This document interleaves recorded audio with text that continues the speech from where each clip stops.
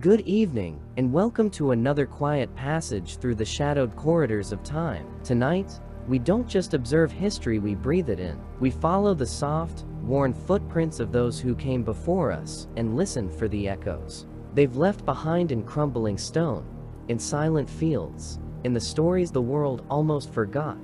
Maybe you're watching this just before sleep, the hum of the day fading behind you, your phone screen dims to a glow. Or maybe it's the early morning, a new day rising outside your window, while the weight of the past settles beside you like an old friend. However, and whenever this finds you, thank you for letting history keep you company tonight.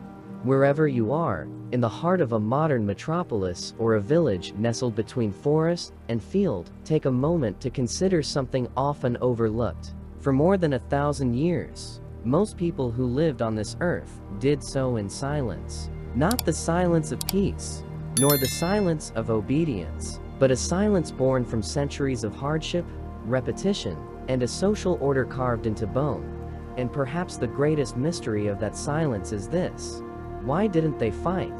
The medieval peasant, worn, hungry, burdened with tax and labor, is often seen as the ideal rebel. He had every reason to rise: crippling rents, forced military service, backbreaking work from dawn to dusk, and the casual cruelty of those above.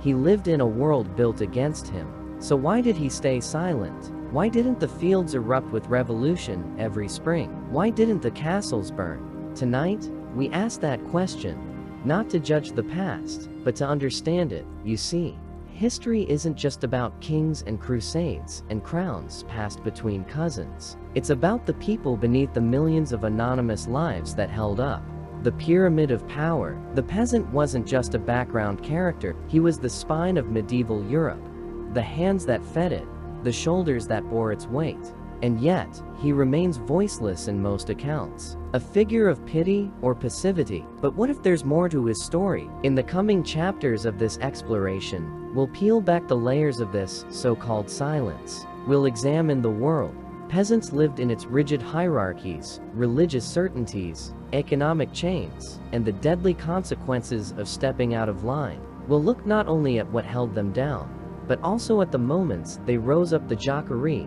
the English peasants' revolt, the German uprisings, each short-lived and brutally crushed, yet each whispering a deeper truth about power, fear, and hope. This journey won't be sensational. There are no dragons or shining knights here. Instead, we'll walk through muddy lanes and cold chapels. We'll hear sermons meant to soothe and subdue. We'll witness the quiet forms of resistance: a field left unsown, a tithe unpaid, a night escape into the forest. This is the rebellion you don't find in banners and bloodshed, but in endurance, in stubbornness, in survival. We'll also step beyond Europe, drawing brief comparisons to societies where rebellion did happen more often, where beliefs or geography made it more possible, even expected. And in doing so, we'll see that rebellion isn't always about justice or bravery. Sometimes it's a question of imagination, whether people can envision a different life. And often, that's the very thing that centuries of rule tried hardest to crush. But before we begin this deep descent, I'd love to know, where are you listening from tonight? What time is it for you? Leave a comment if you'd like. It's always fascinating to me how these echoes from the medieval past reach living rooms and nightstands across the world. In a way, it's a quiet rebellion of our own choosing. To listen, to question, to remember. If you're someone who finds beauty in forgotten truths, in slow-burning stories that ask more than they answer, consider subscribing. This channel is a lantern held to the darkened corners of history, and there's always space for another curious soul on the road. Because here's the quiet secret: history was never silent. It only seemed that way because no one asked the right questions. And tonight, we ask one of the most haunting of all: why did so many peasants endure? Why did so few revolt? And what does that tell us about the way power holds? Not just with swords, but with stories. So find a comfortable place. Let the hum of the present fade into the distance. And together, let's step into a world where obedience was law, rebellion was suicide, and yet somehow the human spirit still found ways to resist. This is not just a tale of peasants and kings. This is the story of how silence itself became a survival strategy, and what we can learn from it. Are you ready? Let's begin. Part 1. The Feudal Order, a world of chains and duty. The medieval world wasn't chaotic. It was ordered meticulously, obsessively, sometimes cruelly so. It rested on a foundation so firm that, for centuries, it seemed unshakable. The Great Pyramid of Feudalism. At the top of that pyramid sat God. Not metaphorically, literally. God wasn't just worshipped in the Middle Ages. He was the architect of all reality. To question one's station in life was to question divine will itself. Everything beneath him, from pope to peasant, was arranged by design, like pieces on a heavenly chessboard. Just below God were the monarchs, believed to be chosen by divine right. The king was not merely a ruler, but a sacred vessel, placed on earth to carry out God's justice. His power flowed downward into nobles, knights, bishops, and finally into the dense mass of peasants at the base. This was the great chain of being, belief system so deeply entrenched that to think outside of it was to risk madness, or worse, heresy. Let's descend this chain, step by step. The king ruled by grace of God, but could not rule alone. He depended on nobles, dukes, counts, barons to control the vast stretches of land that made up his realm. These nobles were the great landlords of the age, each governing their own territories like mini kingdoms. Beneath them were the knights, warriors granted land and honor in return for military service. And below them, the foundation of everything, the peasants, known also as serfs, villains, or bondsmen. It is here, in the mud and toil of the village, that the true engine of the medieval world beat. Peasants made up more than 90% of the population. They were the farmers, millers, shepherds, woodcutters, blacksmiths, and brewers. Everything the higher classes consumed: food, fuel, clothing, tools, wine, even parchment passed through peasant hands first.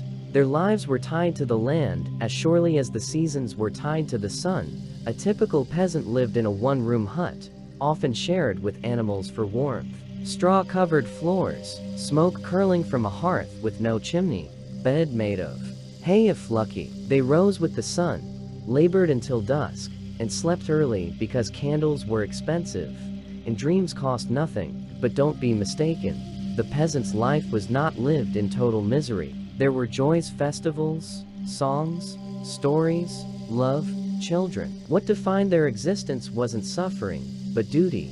Each village was tied to a manor, overseen by a lord who could be kind or cruel, fair or exploitative. The peasants worked. The lords domained the portion of land reserved for his personal benefit and paid rents in grain, livestock, or labor. In return, they received protection from bandits, from foreign invaders, and from the cruel whims of nature. At least in theory, the system worked on reciprocity, not equality, never that, but mutual expectation. A lord protected his people, the people worked his land. A knight swore to serve his noble, the noble promised favor and land. The peasant might owe 2 days a week to the lord's fields, and another portion of his harvest in tax. But in a world with no police, no roads, no consistent currency, security was the most precious commodity of all. There was no standing army in most medieval kingdoms. When war came, and it often did, lords called their knights, and knights summoned their men. The feudal system wasn't a single government. It was a network of personal loyalties, sealed by oaths and ceremonies. To break that loyalty was unthinkable. A peasant didn't rebel not only because he lacked weapons or allies, but because to rise against the lord was to unravel the entire order of things. The local lord was more than just a ruler. He was the law, the judge, and in many cases, the direct link to heaven. He might control the church in the village. He might own the mill, the oven, the market, all of which charged fees. The peasants were trapped, yes, but often they didn't feel imprisoned. They were fulfilling what they believed was their role in life. And this belief wasn't abstract. It was reinforced constantly. In church sermons, the priest would speak of divine hierarchy, how God had made some to rule and others to serve. The peasant who toiled patiently, who obeyed the church and Lord, would be rewarded in heaven. The one who questioned his station, he would burn. Children were raised with this worldview. Songs, proverbs, village plays all taught the value of obedience and the dangers of pride.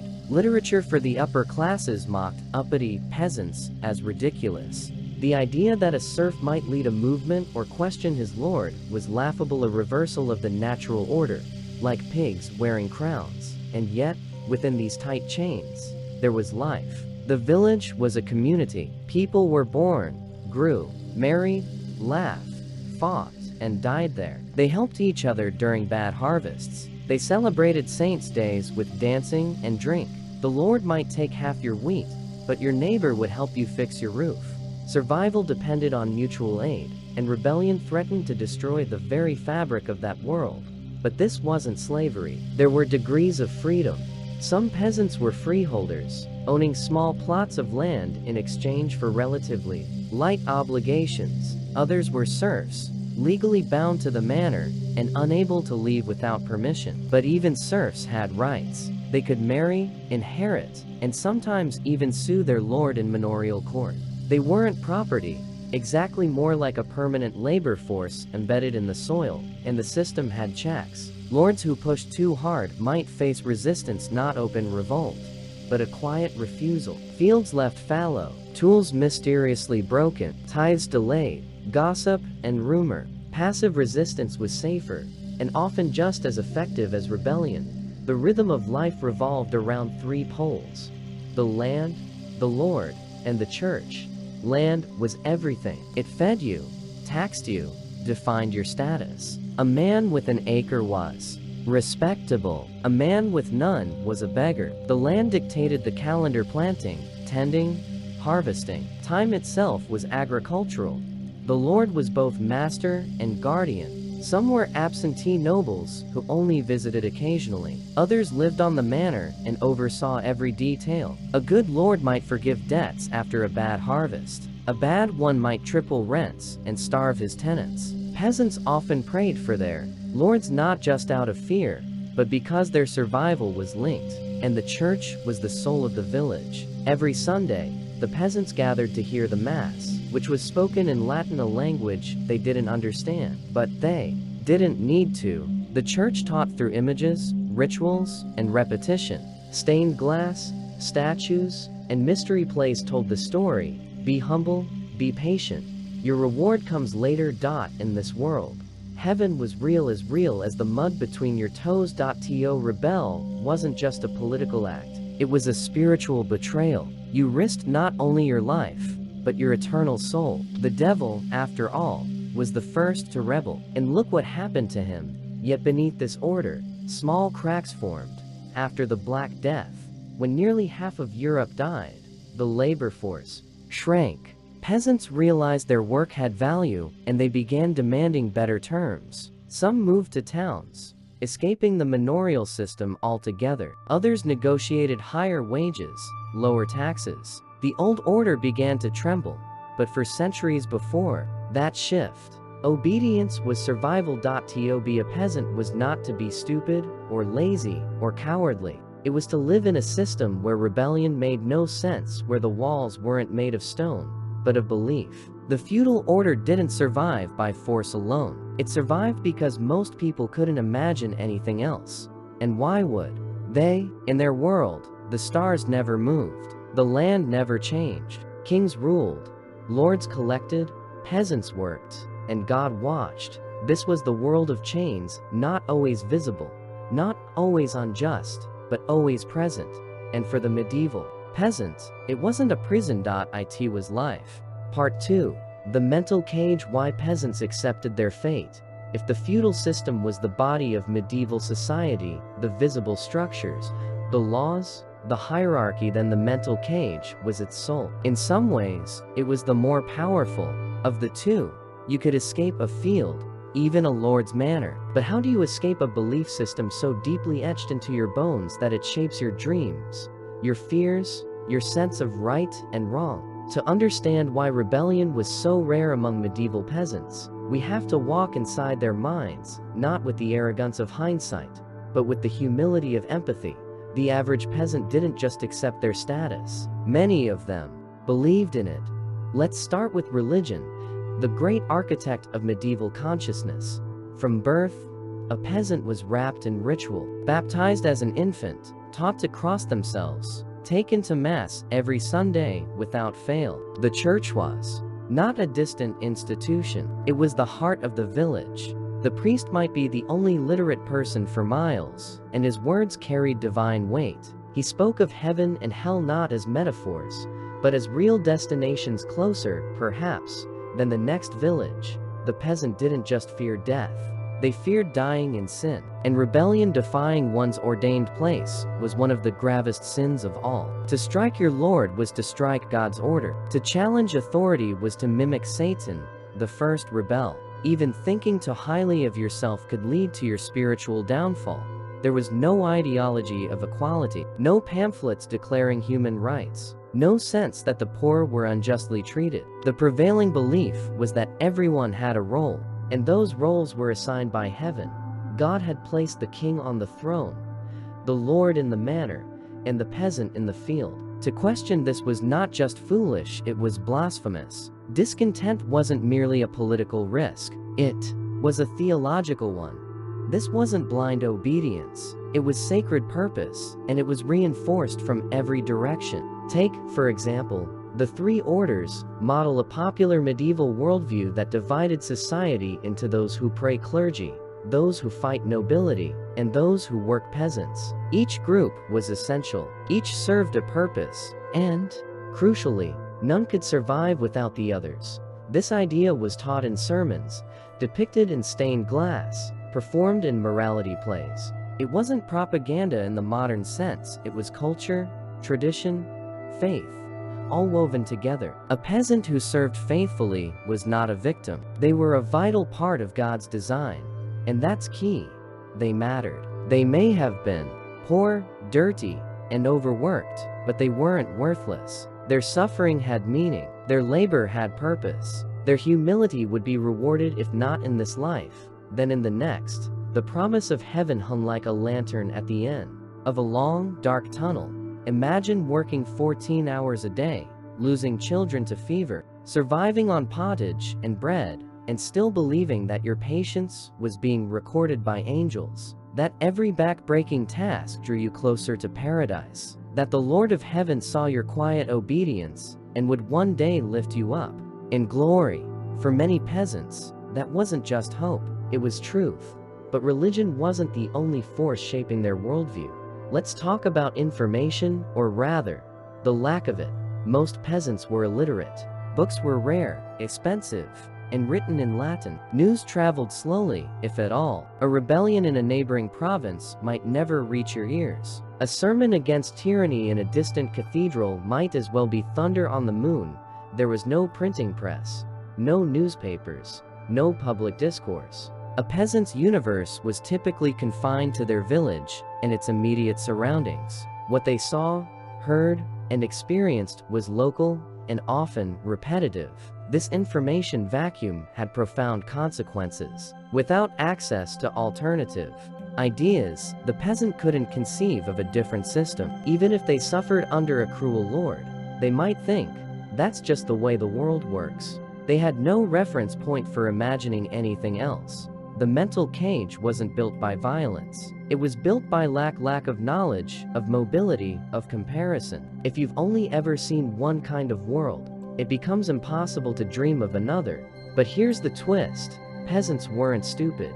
Far from it. They were practical, resourceful, observant. They noticed when things were unfair. They resented harsh treatment. They grumbled, protested, even pushed back in small ways. But these acts were often personal, not political. You might hide a sack of grain from the tax collector, but you wouldn't question why tax exists. The idea of revolutionary change, of toppling the system and starting anew, simply didn't exist in the peasant's mental vocabulary. Time wasn't linear, it was cyclical. Seasons repeated, wars came and went, kings rose and fell, but the system itself, eternal. And there were stories, there were always stories warning what happened when people reached above their station. The Tower of Babel, Lucifer's fall, Uzzah, who touched the Ark of the Covenant and was struck dead. Icarus, flying too close to the sun. Even in local folklore, the clever peasant might trick the devil or a foolish noble, but he never became the Lord himself. That would have been absurd, tragic, dangerous. Cultural narratives taught humility as a virtue. Ambition was not celebrated, it was feared. Consider also the concept of custom. In medieval Europe, laws weren't always written, they were inherited, passed down by repetition. A village had its customs: how much land each man worked, how many eggs were owed at Easter, how many fish the Lord could take from the stream. These customs gave structure, predictability, a sense of control. Even the lords were often bound by them. Breaking custom was a serious offense, and so it became a performance of inherited behaviors. The same rituals, the same obligations, the same roles year after year, generation after generation.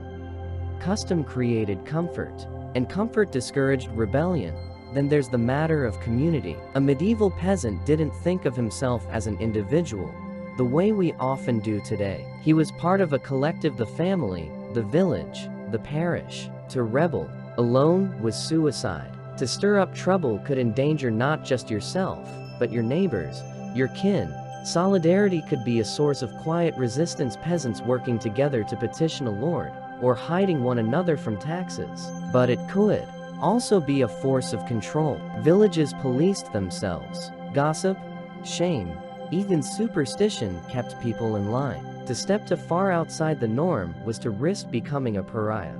Fear of social isolation was powerful, perhaps more powerful than fear of death. And so, the mental cage closed tighter. It was made of many bars: faith, illiteracy, tradition, community pressure, fear of hell, fear of shame, fear of collapse. But here's the remarkable thing: it worked. For centuries, the occasional crack appeared: a peasant revolt here, a bold sermon there. But the overall structure held, not because the peasants were too weak to rebel, but because most never thought they should. And yet, they were not without agency. Within the mental cage, they carved out meaning. They sang songs mocking their lords just quietly. They created local festivals, held secret celebrations, passed down stories of tricksters who outwitted priests and nobles. They prayed to saints who had once been poor like them. They whispered hopes that their children might rise a little higher. Their obedience was not mindless. It was strategic, a way to survive, to preserve dignity, to protect their communities. Rebellion, in many cases, would have destroyed more than it fixed. For every dream of liberty, there were memories of chaos, of famine, war, disease. The last thing a village wanted was attention from the outside world. The safest rebellion was often none at all, and so they endured, not because they didn't see the chains, but because they had learned how to live within them, how to soften them, how to teach their children to carry them with a little less weight. The mental cage wasn't inescapable, but it was invisible, and that made it all the more effective. And as we'll see in the chapters ahead, when that cage finally cracked, when the plagues came, when new ideas spread, when the old certainties died, the world changed forever. But for centuries, it held, not through force, but through belief. A belief that some were born to rule, and others to endure. Part 3. Peasants were not as powerless as we think. If you picture the medieval peasant as a hunched, dirt-covered figure, silent and submissive, shackled to the land with no voice, no rights, and no hope, you're not entirely wrong. But you're not entirely right either. The truth, as it often is in history, is more complicated.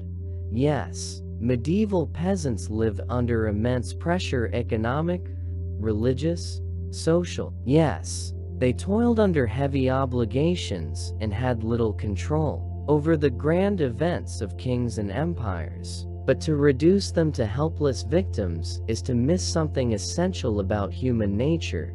Even in the darkest conditions, people find ways to push back.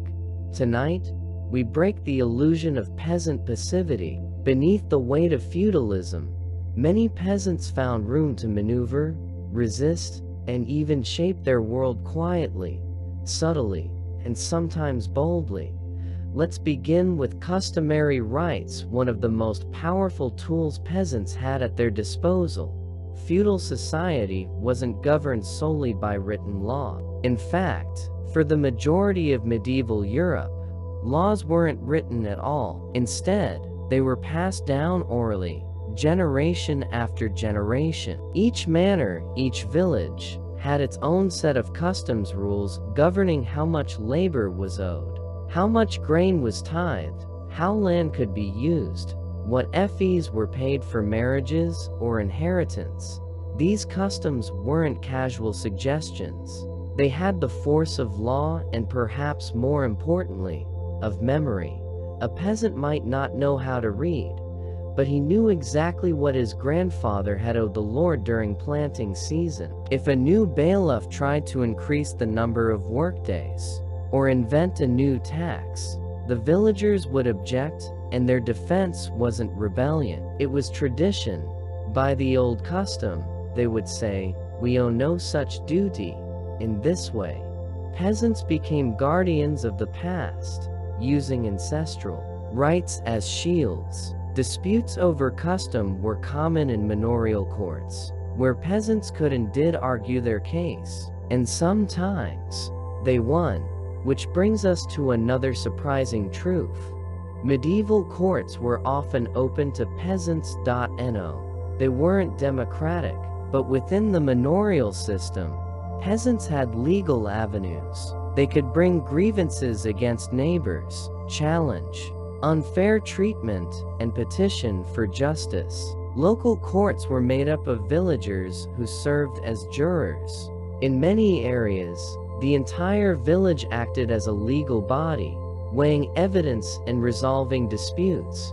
This gave peasants not only a voice, but a stake in the system. They weren't entirely outside of power. They were woven into it, however unequally, and when the courts failed, peasants found other ways to resist. One of the most common forms was foot dragging, a kind of slow, passive rebellion. If a lord increased labor obligations, peasants might respond with mistakes in the field, sowing late, harvesting slowly, misplacing tools. It was hard to prove sabotage and impossible to punish everyone, but it made a point. There were also economic maneuvers. Some peasants saved enough to buy their freedom or purchase additional land. Others joined together to buy communal tools or lease mills from the lord. In some cases, entire villages negotiated charters, granting them more independence in exchange for higher payments, effectively buying their way out of feudal duties. Freedom, in the medieval world, came in many forms. Not every peasant was bound to the land. Some were free tenants, holding land in exchange for rent rather than labor. Others lived in towns, where guilds and trade offered alternative paths. The line between peasant and artisan was not always sharp. A blacksmith in one village might be legally a serf, in another, a free man, and mobility, while limited, was not impossible. Contrary to the myth, serfs weren't imprisoned. Many left their manors with permission, or without. Some fled to towns, where after a year and a day of residence, they were legally free. This led to the medieval proverb, "Town air makes free."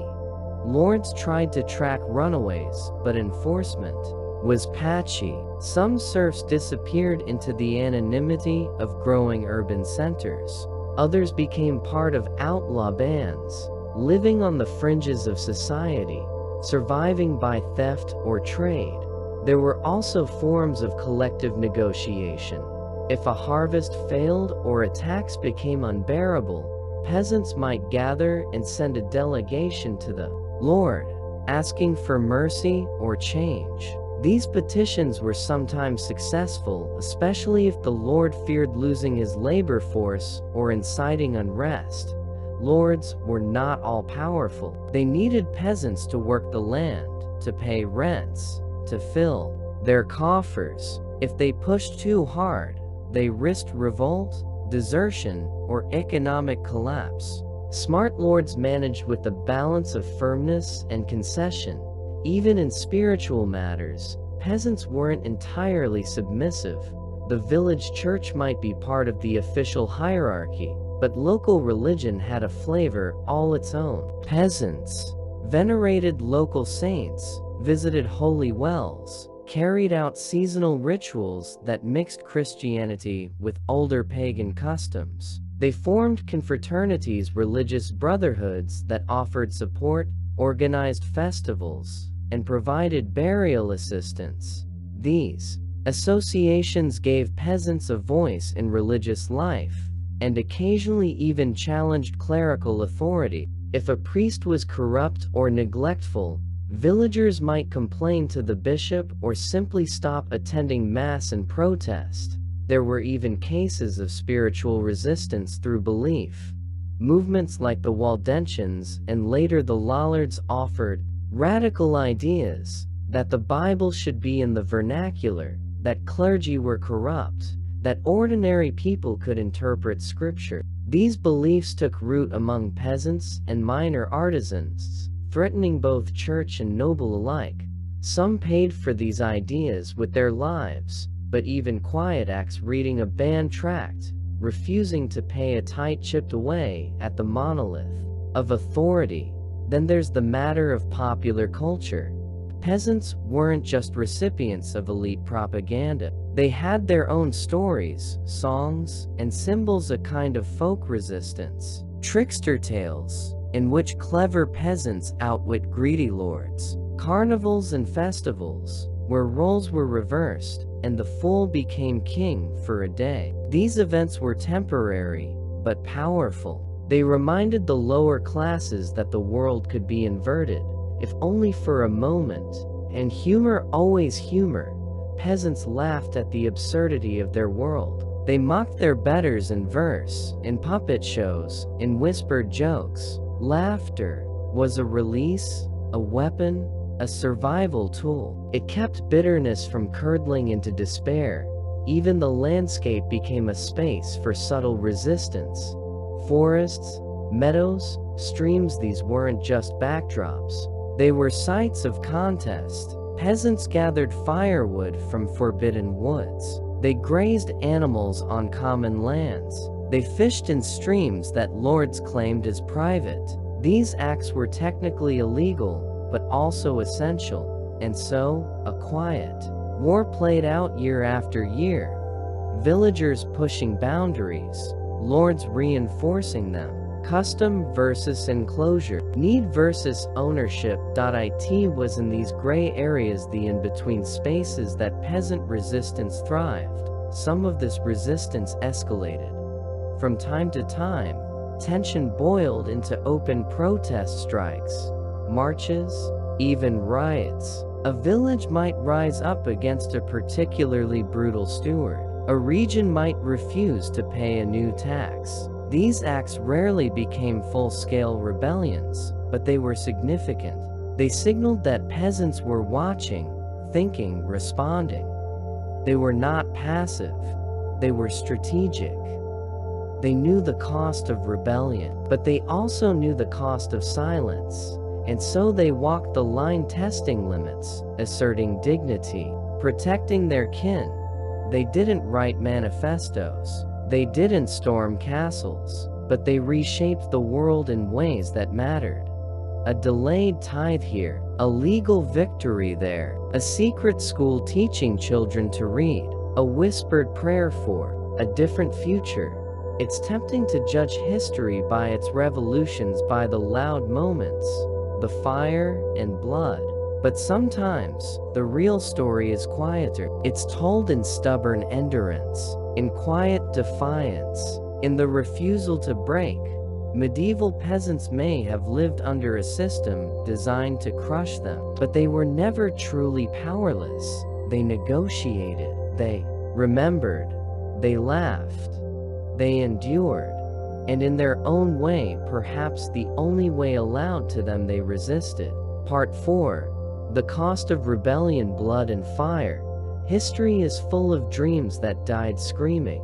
Every once in a while, a flame flickered in the fields, a call to justice, to freedom, to vengeance. A lord's grain store burned. A castle gate swung open to the roar of pitchforks. A steward was dragged from his horse and made to beg before the very people he had once starved. And for a moment, sometimes an hour, sometimes a day, the peasant's world turned upside down. But it never lasted, because rebellion, in the medieval world, almost always ended the same way. In blood and fire. It's easy to ask, from the safety of modern hindsight, why didn't they fight back more? The better question is, have you ever watched what happens to those who try? Let's talk about what rebellion cost, not in ideals, but in flesh. Imagine it. You're a peasant. You live in a village of maybe 200 people. You know every name, every face. You've been hungry before, but this year, the taxes were cruel. The steward took your seed grain, fined your cousin for missing a labor duty, and your sister was nearly dragged into court for refusing the advances of the reeve. Rumors stir. Another village has risen. A mill was burned. A minor lord fled his hall and now hides in the woods. You're angry. Everyone is. But you know what happens next. You've seen it before. Your grandfather told you about it. When rebellion fails, it doesn't just fail, it erupts into punishment. The lords return. Not alone. They bring armies. Not great national armies like in the Wars of Kings. No, this is a private force, mercenaries, professional soldiers, loyal knights, men trained in violence, men who have known battle. They arrive on horseback, armored, faces hidden behind iron visors, carrying swords that cost more than your house. And they are not here to negotiate. First, they make an example. A few villagers, perhaps the ringleaders, perhaps just the loudest, are taken, tied to carts, paraded before the others. There is no trial. There is no defense. There is only punishment. Hanging was common, quick, brutal, sometimes done in groups, a row of gallows strung like meat racks outside the village. But sometimes it was slower. Mutilation was popular. Ears cut off, hands severed, feet broken with hammers, a warning to those who raised arms and to those who might ever consider it. And then there was fire. A house burned is a family lost. A barn burned is a winter of hunger. A whole village burned, that's a message. Rebellion was not just punished, it was erased. The memory of revolt had to be destroyed, turned into smoke and ashes. That was how lords ruled, not only through strength, but through fear so deep it passed through generations like a family curse. Let's look at real history. In 1358, the Jacquerie erupted in northern France. The land had been ravaged by the 100 Years' War, and after decades of suffering, the peasants finally snapped. They were angry at the nobles who had failed to protect them, angry at the endless taxes, angry at the humiliation. They rose. In a fury, they killed knights. They looted manors. They burned estates. For a few wild days, they ruled the countryside. But the nobility struck back, fast, hard, and without mercy. Noble militias slaughtered the rebels in open fields. Thousands were hunted down. Captured peasants were tortured, executed, beheaded. Their corpses displayed on crossroads and village gates. It was not a battle. It was a massacre. The message was clear. Your suffering is allowed, your defiance is not. Or take England. 1381. The Peasants' Revolt, perhaps the most famous in English history. It began with the tax, the third poll tax. In a few short years, the common people, burdened by economic hardship, rose up. Led by a charismatic man named Wat Tyler, they marched on London.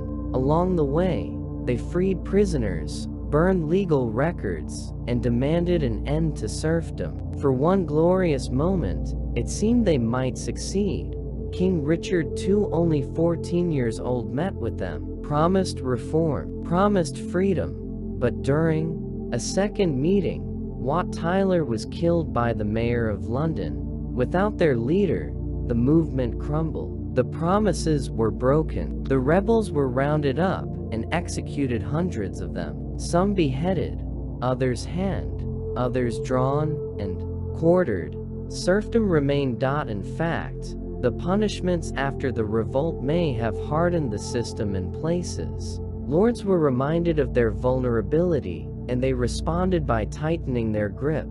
Another case, the German Peasants' War of 1524-1525. This was a revolt of immense scale, hundreds of thousands of peasants rising against the feudal order. Inspired by the Reformation, they believed that divine justice supported their cause. They issued demands: end of serfdom, fairer laws, common access to land and resources. But the noble armies crushed them with merciless efficiency. Tens of thousands were killed, some say as many as 100,000. Villages were burned, families slaughtered. The leaders, men like Thomas Mtzer, were captured, tortured, and executed publicly. The uprising failed. More than that, it backfired. In the years that followed, the peasantry was subjected to even harsher control. The dream of reform, once kindled by spiritual passion, was buried under piles of corpses. So again, the question isn't, why didn't they rebel? It's, how did any of them survive? Because rebellion wasn't just a gamble. It wasn't even a game of odds. It was a suicide mission, and not just for you. When peasants rebelled, entire communities paid. The medieval world was tightly bound. You weren't an individual, you were part of a collective. And when one man revolted, others often suffered. The Lord might punish the whole village. Families of rebels could lose their land. Children might be orphaned or enslaved. Wives left destitute. Crops left unharvested. What started as a cry for justice became a chain reaction of misery. And yet, some still tried. Some still rose. Because sometimes, the suffering was so deep, the injustice so unbearable, that fear no longer mattered. This is the paradox of medieval rebellion. Was always too dangerous, until it wasn't, until famine wiped out the children, until a plague emptied half the village, until the Lord took everything, and the people had nothing left to lose. Then the pitchforks came out.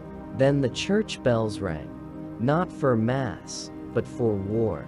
Then men remembered how to be dangerous. And for a moment, the old world trembled, but always the fire was put out, because the system was ready. The lords knew how to respond. Their brutality was not improvisation, it was protocol. Justice was slow for the rich, but swift for the poor. And the tools of state terror were horrifyingly efficient. Take the drawn and quartered execution used especially in England. The condemned would be hanged by the neck, but cut down before death. Their body open, their intestines pulled out and burned before their eyes. Their heart cut out. Finally, they would be beheaded and their limbs chopped into 4 pieces, sent to different parts of the kingdom. Why? Not just to kill, but to terrify. To send a message. This is what happens to those who forget their place. That message worked for generations. After each major rebellion, there was silence. Not because people were content, but because they were broken. And the church? It rarely stood with the rebels. On the contrary, it often condemned them. Priests preached obedience. Bishops excommunicated rebels. The rebellion was painted as a sin, a satanic act, an attack on God's will. There were exceptions, radical preachers, reformist monks, but they were rare. Most of the time, the church and nobility stood shoulder to shoulder. The sword and the cross, united in defense of the hierarchy. So, when we ask why peasants didn't rebel more often, we must remember this. They did, and they paid. The price was never just defeat. The price was horror. The price was silence imposed by violence. So total, it echoed for centuries. But even in that silence, something stirred. Because ideas are hard to kill. The stories of revolt lived on. The songs, the whispered tales, the names of martyrs, Wat Tyler, Emser, the nameless thousands buried in mass graves, became part of the soil. And one day, those seeds would sprout. Peasants may not have torn down the system in the Middle Ages, but they cracked it, they dented it, they survived it, and survival in a world that punishes courage is its own kind of rebellion. Part 5. When peasants did rise rebellions through the ages, history likes to crown its heroes, kings and generals, popes and conquerors, men who ruled with the weight of empire behind them. Their names are etched into marble, spoken in textbooks, cast in bronze, but sometimes, history forgets the rebels, not because they failed, though most of them did, but because they weren't meant to succeed. They weren't supposed to exist at all. The very act of their rising challenged the foundations of a world that insisted they were nothing. And yet, rise they did, over and over again, in different lands and centuries. Peasants, the most scorned, most burdened, least educated class, stood up. Against impossible odds, they defied the sword, the cross, the law. And though they were crushed, though their blood soaked the fields they once worked, their rebellions left scars in history. This is their story. Let's begin in England. 1381. The Peasants' Revolt wasn't just a riot.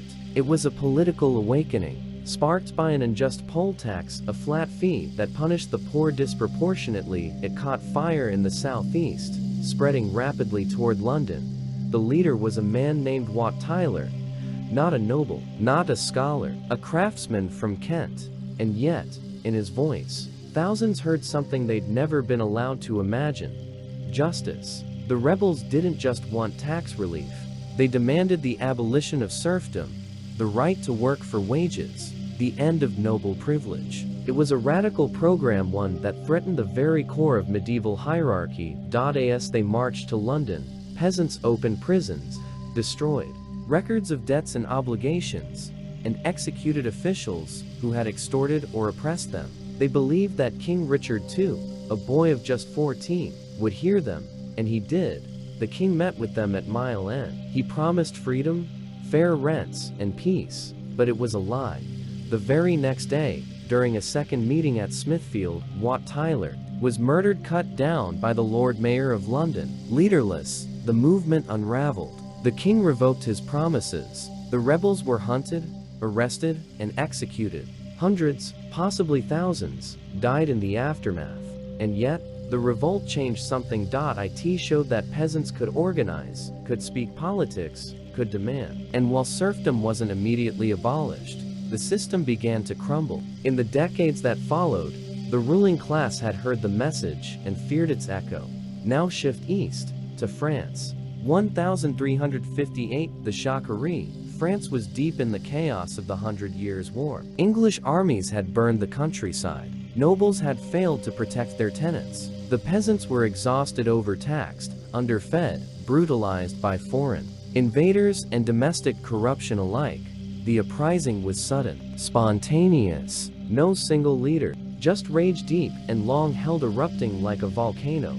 Peasants armed themselves with farming tools, raided castles, and killed lords. The violence was shocking, even to sympathetic chroniclers. Women and children of noble families were murdered alongside knights. It wasn't just a political rebellion, it was a class reckoning. But it couldn't last. Noble militias responded with overwhelming force. At Mello, a peasant army was surrounded and massacred. The retribution was swift and savage. Thousands of villagers were executed. Whole communities burned to the ground. The Jacquerie became a cautionary tale not just for peasants, but for nobles too. It was a warning.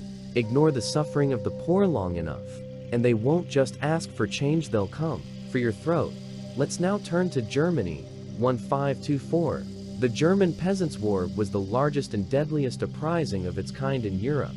It involved over 300,000 people, spread across what is now southern Germany, Austria, and Switzerland.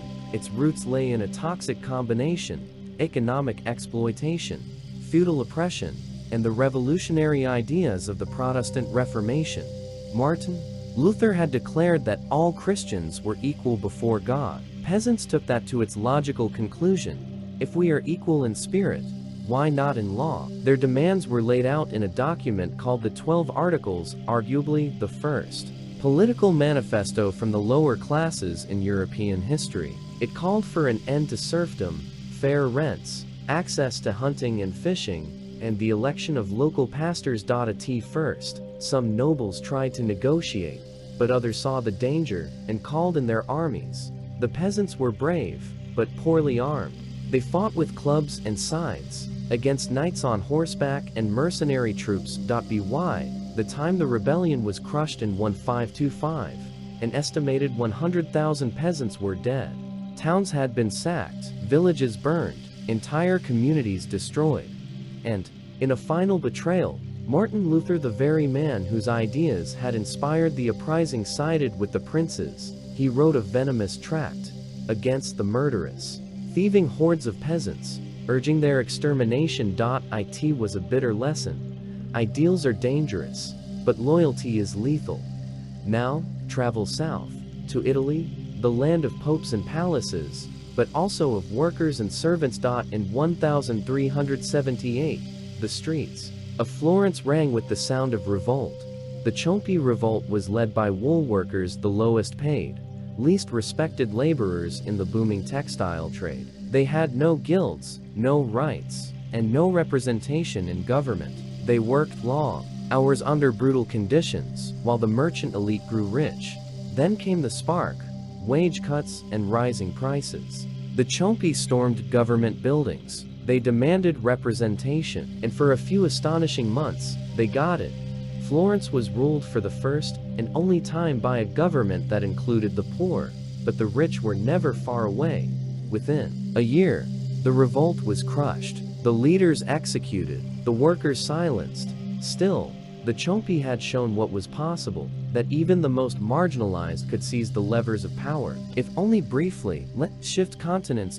In Japan, during the 15th century, peasant uprisings became so common they had a name: Ikki. These were not chaotic riots. Many were organized leagues, alliances between peasants, monks, and even minor samurai, demanding fair taxation, local autonomy, and religious freedom. One of the most famous was the Kaga Ikki, where peasants and monks overthrew the ruling governor and governed the province of Kaga for nearly a century.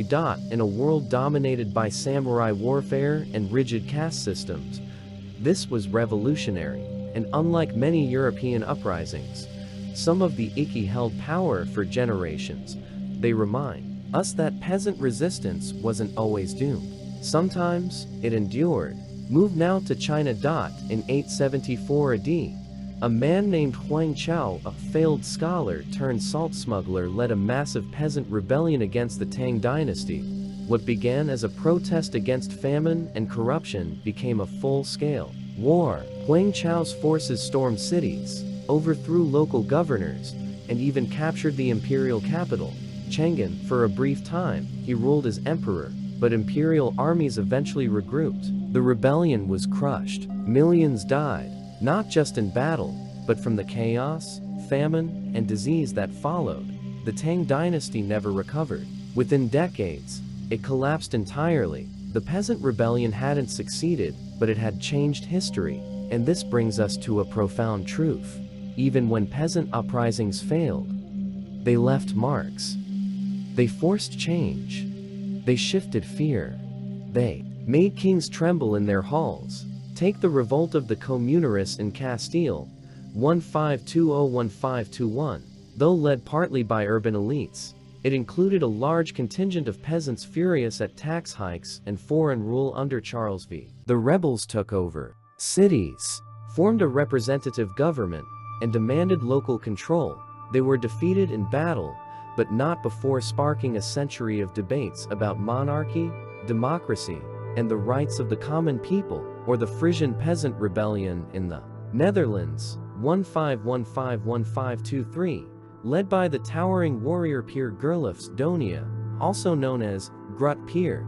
It was less an uprising than a guerrilla war. After his village was destroyed and his family murdered, Peer formed a peasant army that harassed imperial forces and controlled parts of Friesland for years. He wielded a massive 2-meter sword, and was said to be able to behead multiple enemies in one blow. Peer died before the rebellion ended, but he became a legend, a folk hero, a symbol of resistance in Dutch culture that lives on today. Even in Russia, where serfdom lasted well into the 19th century, peasants rebelled. In the 1670s, Stenka Razin, a Cossack leader, led a revolt down the Volga River. It began as a bandit campaign, but grew into a peasant war, with thousands joining in hopes of freedom. Razin was eventually captured, brought to Moscow, and executed in the city square, but he became a legend. A century later, Emelian Pugachev would rise claiming to be the dead Tsar Peter III, and rally tens of thousands of peasants. He, too, was crushed, but his rebellion shook the Russian state to its core. Each of these uprisings, though separated by time, culture, and geography, shares a common thread. They began with desperation, were fueled by injustice, and ended, almost always in tragedy, but they were not meaningless. They were a mirror held up to power. They reminded rulers that the people at the bottom were not asleep, that they could rise, that even without armies or wealth, rage could be a weapon, and they left behind something more than corpses. They left behind ideas that would eventually reshape the world.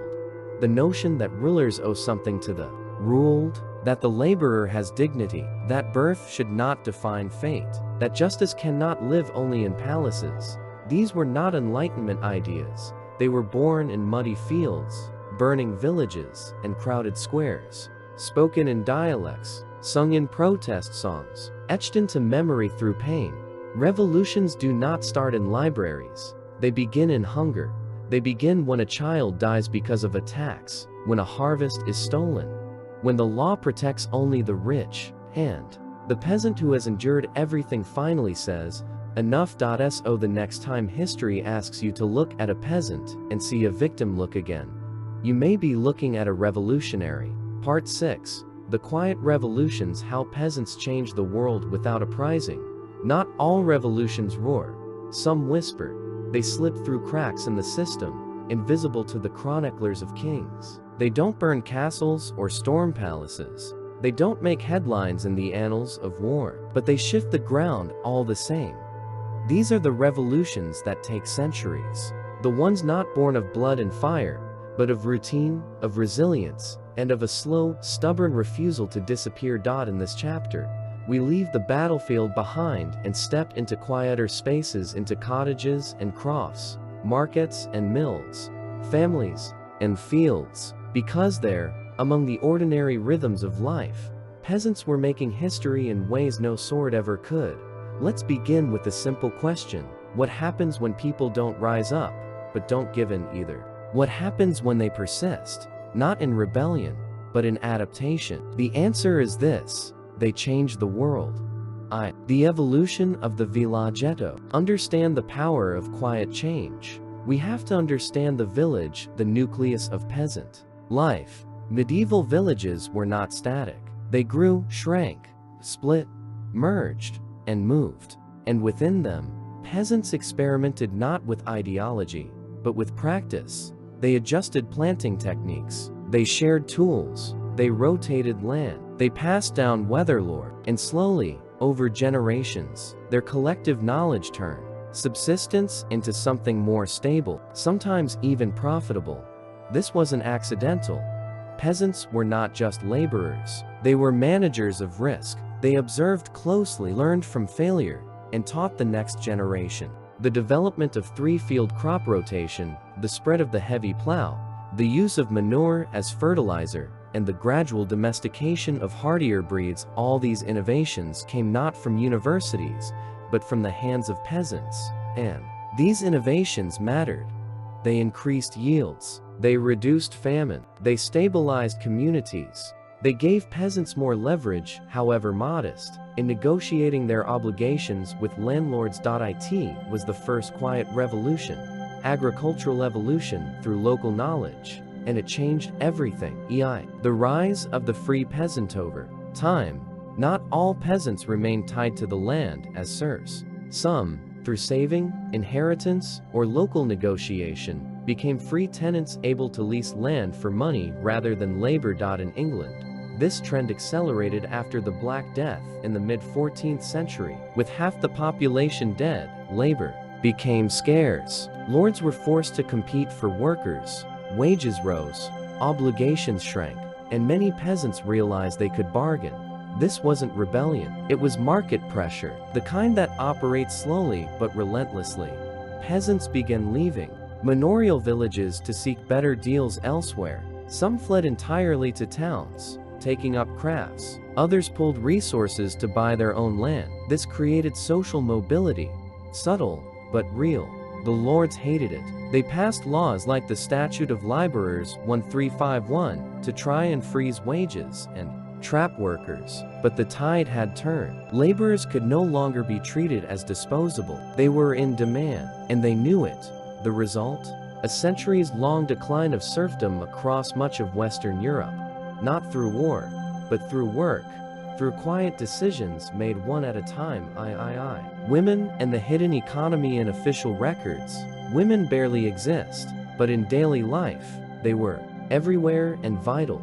Peasant women spun wool, brewed ale, tended gardens, raised livestock, managed households, birthed children, nursed the sick, and participated in local trade. They were the backbone of the rural economy, and though the system gave them little formal power, they found ways to wield influence. A widow, for example, might take over her husband's land lease. A skilled spinner might earn enough to avoid field work. A brewer might support her family selling ale out of the home. Midwives were trusted advisors, sometimes more than priests. Women passed down traditions, resolved disputes, and built networks of mutual aid. It was an economy built not on conquest, but on continuity. And in this continuity, they carved out space not just for themselves, but for their families, for future generations. Local institutions and self-governance. One of the most remarkable and overlooked features of medieval rural life was the presence of local institutions, run by peasants themselves. The manorial court, for example, wasn't just an instrument of lordly control. In many villages, peasants sat on juries, enforced bylaws, and decided fines. They elected reeves, village officials, organized communal tasks, settled land disputes, and regulated behavior through custom. In England and parts of Germany, peasants formed township meetings or mark associations, collective bodies that managed woods, commons, and shared resources. These institutions taught peasants how to govern, at least on a small scale. They built a culture of deliberation, of consensus, of accountability. In some cases, these institutions outlasted the manor itself. They were seeds of democracy long before parliaments opened their doors to the commoner. The quiet spread of literacy. For most of the Middle Ages, reading was the privilege of the clergy and nobility. But by the 13th and 14th centuries, that began to change. Churches opened song schools for boys. Traveling friars taught rudimentary reading. The spread of vernacular religious texts meant that even humble people might hear or memorize the Lord's Prayer in their own tongue. Some peasants learned to read wills, contracts, almanacs. Others became letter carriers or scribes. And when the printing press arrived in the 15th century, literacy exploded. Suddenly, ideas could travel. Not just the Bible, but calendars, poems, heretical tracts, protest literature, ideas about rights, reform, freedom. Peasants didn't become scholars overnight, but a literate village elder, or a young man with access to books, could change how an entire community thought. Knowledge was no longer locked in cathedrals. It was leaking into the fields. Vi. Everyday negotiation and micro-resistance even without revolts. Peasants pushed back in subtle, daily ways. They delayed work, hid grain, underreported livestock, avoided tolls, negotiated dues. They gossiped, shamed, ostracized. They made songs mocking lords. They held festivals that turned the world upside down, where peasants played kings, and vice versa. Carnival was a pressure valve, but also a protest, a performance of reversal, a way to say, we see the game, we play it for now, they told. Trickster tales, clever peasants outwitting cruel bishops or stupid knights. They passed down memories of old freedoms, of the time before the enclosures, or when the land was common. This wasn't nostalgia. It was resistance through memory, and memory is power. Via migration and economic disruption, peasants also changed the world simply by moving. In the 12th and 13th centuries, massive internal migrations took place across Europe. New villages were founded, forests cleared, swamps drained. People from crowded manors moved to underpopulated frontiers in Poland, Hungary, Transylvania. This colonization was often sponsored by lords seeking new income. But peasants weren't passive settlers. They negotiated deals: lower rents, lighter obligations, greater freedom. Later, after the Black Death, more migrations occurred to cities, to monasteries, to merchant hubs. Every peasant who walked away from the manor weakened its grip. Everyone who changed his trade, or married outside his class, or bought his freedom, tilted the scale. They were voting with their feet, and it worked. By the 16th century, in much of Western Europe, serfdom was dying, not with a bang, but with 1,000 footsteps. Cultural transformation and identity. Peasants weren't just changing economics, they were changing culture. They began forming identity as communities, regions, even classes. Folk songs were passed down, dialects solidified, proverbs, sayings, superstitions all shaped how peasants understood the world. In some places, they began to see themselves not just as workers or Christians, but as a people with a shared history and shared interests. In late medieval France, for example, there were songs about the people and their sorrows. In England, chroniclers of the Peasants' Revolt captured voices speaking of our class. In Germany, the 12 Articles declared the dignity of the common man. This wasn't yet nationalism, but it was collective identity, the soil from which future revolutions would grow. And once people begin to see themselves as a people, change becomes inevitable. Religion as quiet protest. Even religion, that great pillar of authority, became a vehicle for subversion. Peasants prayed, but they also interpreted. They turned saints into folk heroes. They mixed Christian holidays with pagan traditions. They followed heretics who preached in plain language, challenged church wealth, and called for moral reform. Movements like the Waldensians and Lollards found eager audiences among peasants. Their message: you don't need a priest to find God. You don't need Latin. You don't need tithes. Just faith. Just conscience. This scared the church more than rebellion, because an armed peasant could be killed, but an awakened one, he was harder to silence. He might still bow in church, but inwardly, he was already free. Conclusion: the revolution that took centuries. So we return to the question: how did peasants change the world without rebellion? They did it by living. By enduring. By adjusting the system from within, bit by bit, bargain by bargain, harvest by harvest. They raised children, saved coins, lit candles, hid books, moved when they had to, stayed when they must. They passed down knowledge. They remembered old injustices. They imagined better lives. They survived famine, war, plague, lords, priests, kings. And by simply not disappearing, they won. By the 1700s. Serfdom was largely gone from Western Europe. By the 1800s. Peasants were citizens. By the 1900s. They voted. No banner flew for them. No anthem was sung. But their revolution, the quiet one, was no less real. It was written in the furrows of the earth. In inkless contracts. In grandmother's tales. In the unbroken will of the common man. Part 7. The end of the feudal dream. How peasant resistance reshaped the future. Feudalism was supposed to be eternal. It was a world carved in stone. The Lord ruled the land.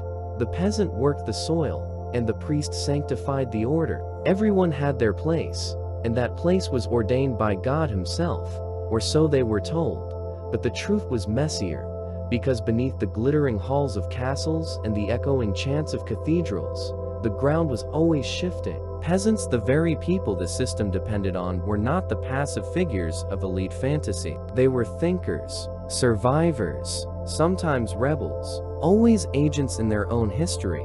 And over centuries, their resistance in every form cracked the feudal order apart. In this chapter, we'll witness how the peasant, so often overlooked, quietly helped end the medieval world and usher in the modern age. Cracks in the great Shanth ideology of feudalism was simple. Hierarchy was divine. At the top stood God, then kings, then nobles, then knights, and finally peasants. It was called the great chain of being, a cosmic order. To question it was to question God's will. But peasants did question it, not always in words, often in action. Every time a villain escaped his manor and vanished into a growing town. Every time a widow refused to remarry and claimed her land in court. Every time a village refused to pay an illegal tax or secretly cleared forest to expand their fields. Every time they said no, even quietly, they chipped away at the divine pyramid. These weren't just disobedient acts, they were cracks in the ideology, a signal. The system does not work for us. And once people stop believing in the story that holds a society together, the society begins to unravel. The Black Death, catalyst of collapse. In the middle of the 14th century, the Black Death swept across Europe like a biblical curse. It killed between 30% and 60% of the population, rich and poor alike, but its impact on the peasantry was seismic. Before the plague, labor was cheap, workers were plentiful, lords held the leverage. After the plague, that leverage flipped. Suddenly, every surviving worker was valuable. Land needed to be tilled, food needed to be grown, animals needed tending, and there weren't enough people to do it. Peasants could negotiate. They could leave oppressive lords and find better deals elsewhere. Some demanded wages for what was once unpaid labor. Others asked for their freedom in exchange for continued service. Lords panicked. In England, the Statute of Labourers 1351 tried to freeze wages at pre-plague levels. It failed. Across Europe, local laws attempted to trap peasants on their manors. They failed. The plague hadn't just emptied villages, it had empowered the survivors. For the first time in centuries, the peasants had options, and the system began to crack. Enclosure and economic revolutionist serfdom weakened. A new force rose. Capitalism. It began not in banks, but in fields. Lords, desperate to maintain wealth, began enclosing common lands, fencing them off for private use. Forests, meadows, marshes once shared by villagers became private pastures for sheep or profitable crops. This was called the enclosure movement. For landlords, it meant profit. For peasants, it meant dispossession. They lost access to grazing grounds, to firewood, to wild foods. Many were pushed off the land altogether, but some adapted. They became wage laborers, tenant farmers, itinerant workers. They moved to towns, joined trades, sold their skills instead of their bodies. The feudal dream of a fixed, rooted, obedient peasantry was gone. In its place emerged the first working class, not loyal to a manor, but to their labor. It was a different kind of power, quieter, but growing, and it would shape the coming centuries. The Reformation and the collapse of religious authority. In 1517, a German monk named Martin Luther nailed 95 theses to a church door. The Reformation had begun, but its impact reached far beyond theology. For peasants, the church was not just a spiritual force, it was a landlord, a tax collector, and a judge. It owned up to a third of the land in some regions. It demanded tithes, enforced obedience, and often aligned with the nobility. So, when the church's authority was questioned, peasants saw an opportunity. In Germany, the peasants' war erupted just a few years later, the largest peasant uprising in European history. Many rebels invoked Luther's language of Christian equality. They demanded not just religious reform, but social justice. Luther, terrified by the chaos, sided with the princes. But the idea had already spread. If the Pope could be wrong, if priests could be corrupt, if salvation was personal, not institutional, then maybe authority itself was flawed. Peasants began reading the Bible in their own languages. They debated theology. They formed radical sects. Anabaptists, Waldensians, Lollards, often persecuted, but persistent. Faith became not a tool of submission, but of resistance, and the church's grip on daily life was never the same. Via urbanization and the death of the menorahs, towns grew, the manor shrank. Medieval Europe had always been a rural world, but by the 15th and 16th centuries, urban centers were exploding. Trade routes revived, markets expanded, guilds flourished, and peasants moved. Not in massive waves, but steadily, persistently. They fled famine, war, lords. They came seeking wages, freedom, anonymity, a life not bound by custom, and cities welcomed them. A peasant in a town could become a weaver, a mason, merchant. He might live in a rented room, attend public sermons, pay a fixed tax, but he was no longer a serf. The city was freedom, and every village that lost its youth lost a piece of the feudal structure. The manor couldn't function without workers. When they left, the system collapsed, and so it did not overnight, but like a great stone wall crumbling, brick by brick. Vi. The rise of the state and the fall of the Lord. Another quiet revolution came from above. The rise of the centralized state. In the feudal world, power was fragmented. Every lord was a law unto himself. Justice varied from village to village. Currency, weights, and rights changed at the border of each barony. But over time, monarchs, especially in France, England, and Spain, began absorbing that power. They built bureaucracies, standing armies, tax systems, and they wanted obedience not from a lord's serfs, but from citizens. To do that, they had to undermine feudal lords, and ironically, peasants often benefited.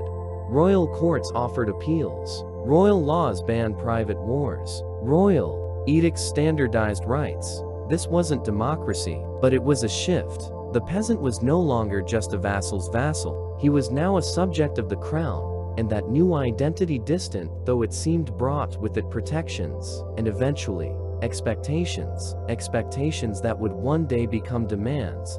Via the peasant as political voice. In time, the peasant began to speak, not with swords, but with petitions, charters, protests. In France, on the eve of the revolution, village communities sent thousands of cahiers d'ancs, lists of grievances, to the king. They asked for fair taxes, for land rights, for an end to noble hunting privileges that destroyed crops. They used the language of justice, of reason, of rights. In England, during the Civil War, radical groups like the Levelers argued for universal male suffrage, not just for landowners, but for the common man. In Russia, peasants revolted under Pugachev, invoking the language of Tsarist justice and Christian brotherhood. Across Europe, the peasant was no longer a voiceless laborer. He was becoming a citizen, and the lords, once untouchable, were increasingly exposed. Their wealth was land, but land was no longer enough.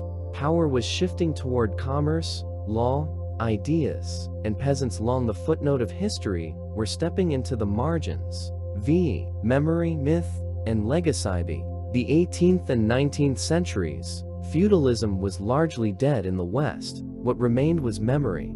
Peasant revolts became legends. Wat Tyler, Emser, Grut Pier, Pugachev, names whispered with pride, written into songs, stories, and local histories. The image of the noble peasant emerged, not just a worker, but a symbol of resistance, of the land, of the people. Romanticized? Often, yes. But that myth had power. It fueled revolutions in France, in Russia, in Latin America. It inspired literature, art, philosophy. It reminded modern elites that the masses were not a backdrop, they were a force, and in that force lay the truth. The peasant, once ruled by lords, could now shape nations. A broken dream. New World feudalism was not just a system of economics. It was a dream of order, hierarchy, obedience. A world where everyone stayed in their place. That dream died. Not because kings chose reason, not because laws evolved, but because peasants refused to be what the system demanded. They rebelled, negotiated, fled, adapted. They whispered truths through generations. They passed down resistance in story and in silence. They bent but never broke, and in doing so, they helped build the foundation of the modern world. The right to labor freely, the expectation of dignity, the belief in participation, all of these were born not just in palaces or parliaments, but in the struggles of those who plowed the fields. Feudalism imagined them as tools. History remembers them as creators. Part 8. Echoes of the Earth. What the medieval peasant still teaches us today. They were born to toil. That's what the world believed. That's what they were told. That their hands were for plows, their backs for burdens, and their voices for silence. That history would never remember their names. But here we are, centuries later, still speaking of them. Still listening to the wind that moves through their old fields. Still walking roads their feet once pressed. Still living in the world they helped build. One harvest, one rebellion, one whispered prayer at a time. This is not just a story about the past. The medieval peasant is not a relic. They are a mirror held up to us, asking us what we believe about power, community, and survival. This final chapter is not an ending. It's an echo, a return to the earth, a listening, because even now, the peasant has something to say. The myth and the real. Let's begin by clearing the smoke. For generations, the image of the medieval peasant has been cartoonish, a dirty, hunched, grimy figure mumbling in a field, too ignorant to think, too superstitious to speak, too tired to care. That's a myth. The reality was more complex and far more human. Peasants were diverse. Some were free, some were bound. Some were rich enough to hire laborers, others so poor they begged for bread. Some were deeply pious, others mocked the church behind closed doors. Some endured, some rebelled, some simply walked away. They built homes, loved their children, composed songs, argued in village courts, bargained for wages, told stories around fires. They were people, not just statistics or shadows in manuscripts. We've reduced them to symbols, but they were never that simple. And when we start to see them clearly, a new truth emerges. They weren't just part of history, they were creators of it. Survival as resistance in an age where kings fell to assassins and nobles died in battle.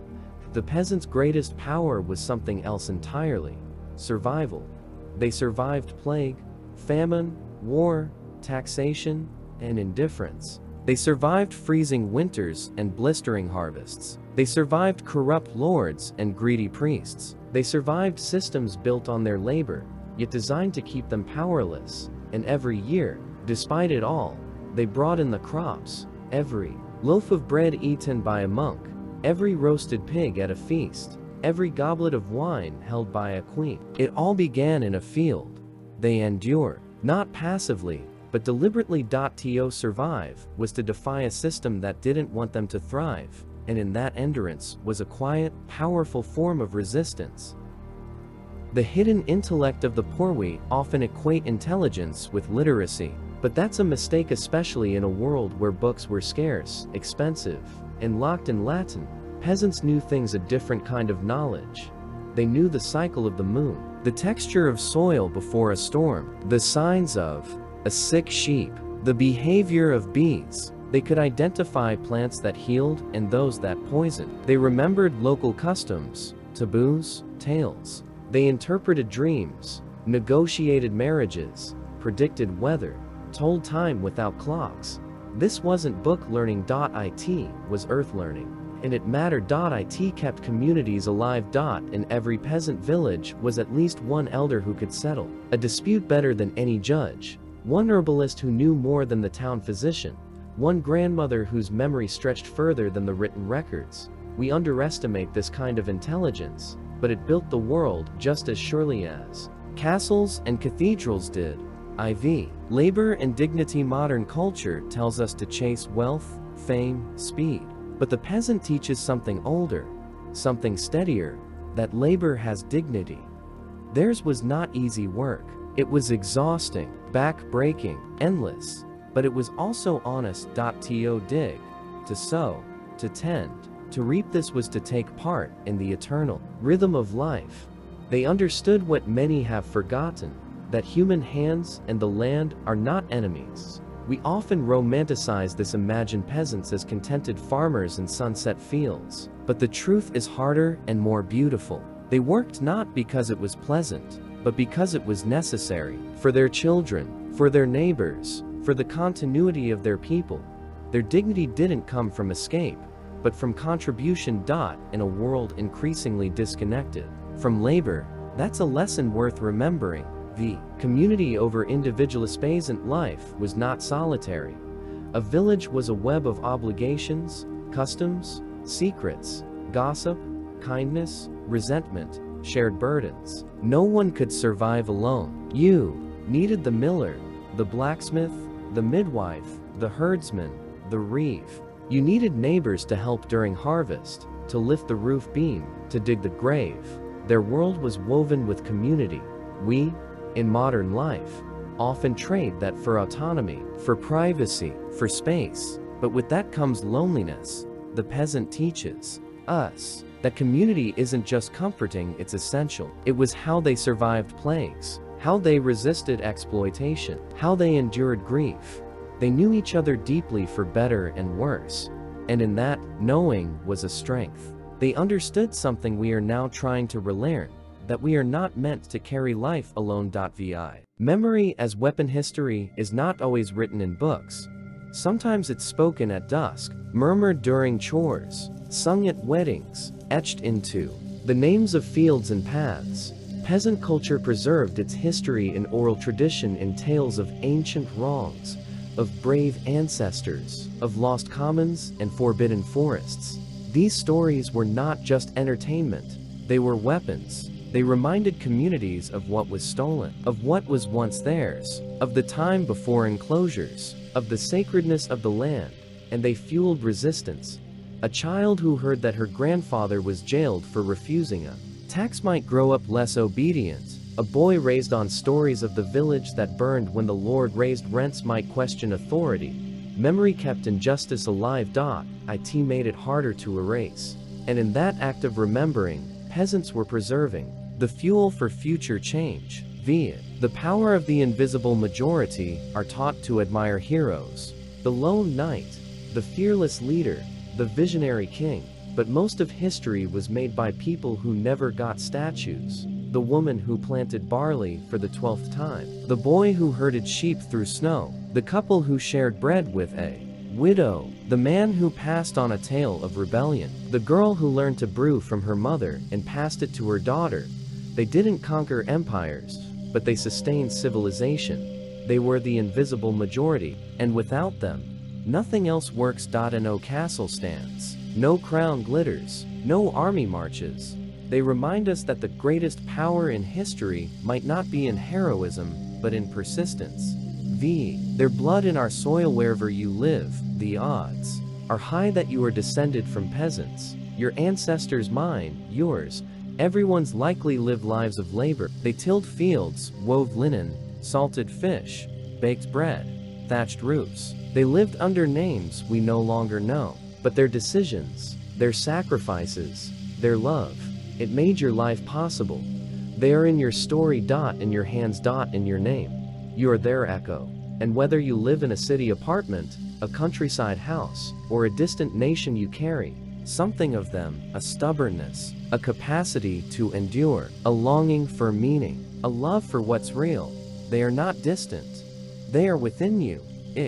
Lessons for Noso. What do the medieval peasants teach us? 1. That injustice ignored will eventually be answered. It might take a generation or 5, but the pressure will rise, and people, even the poorest, will rise with it.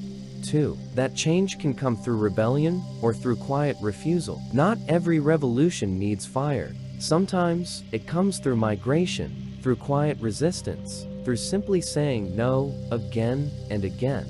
3. That memory matters. What we remember shapes what we become. The stories we tell of oppression, of defiance, of hope, are not just heritage. They are strategy. 4. That labor is sacred. The work of the hands, the rhythm of growing and making, of sustaining life. It is not beneath us. It is the foundation. 5. That community is survival. In times of plague, of war, of change, people turn to each other. They still do, and they must. In every modern challenge, inequality, climate change, loneliness, cultural loss, these lessons ring clear. We are not so different from them. We too are asking, how do we live with dignity? How do we care for each other? How do we resist systems that don't see us? And their answers, imperfect, incomplete, but enduring, still whisper beneath the noise. X. The peasant as prophet. When we remember the medieval peasant, we don't just uncover a forgotten past. We encounter a prophecy. They remind us that no hierarchy is unbreakable, that no silence lasts forever, that no people are too poor to matter. They remind us that history is not owned by kings, but built by common hands. That courage can look like planting another row, or standing at the manor gate, or walking away from the only life you've known. And they remind us that we, too, are history's authors, not someday, now. An act of kindness, of resistance, of creation, and writes a new line in the story. The peasants wrote theirs in sweat, in blood, in laughter, in dirt. Now, the pen passes to us.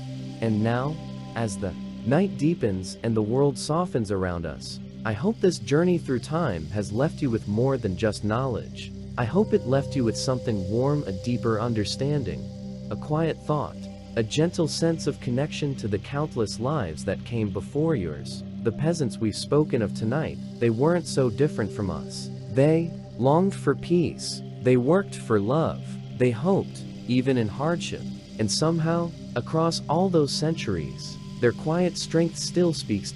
So, wherever you are, whether you're in a quiet room with the lights low, or curled beneath blankets with headphones, and I hope you find rest tonight. Real rest. The kind that settles not just in the body, but in the heart. Let go of the worries you can't carry any longer. Breathe deeply. You've made it through another day. And remember, no matter how small you feel, your life is part of something vast. You are a thread in a long, unbroken tapestry. Sleep well, dear friend. We'll meet again in the next story. Good night.